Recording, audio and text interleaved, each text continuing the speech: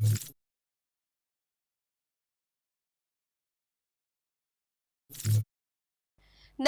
હું છું પ્રિયા અને તમે જોઈ રહ્યા છો જનતા કી જાણકારી ન્યૂઝ।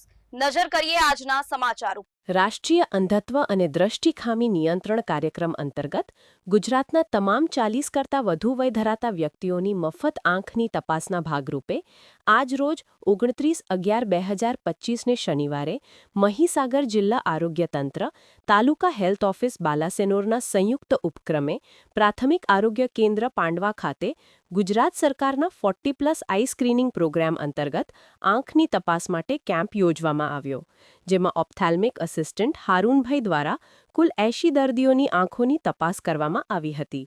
ઉપરોક્ત કેમ્પમાં આંખના રોગો સહિત ડાયાબિટીસ અને હાઈ બ્લડ પ્રેશરની તપાસ કરવામાં આવી હતી। આંખના નિદાન કેમ્પમાં કુલ 80 દર્દીઓએ લાભ લીધો હતો, જેમાં 9 જેટલા મોતિયા તથા 2 જેટલા વેલના દર્દીઓને નિઃશુલ્ક ઓપરેશન માટે સૂચવવામાં આવ્યું હતું।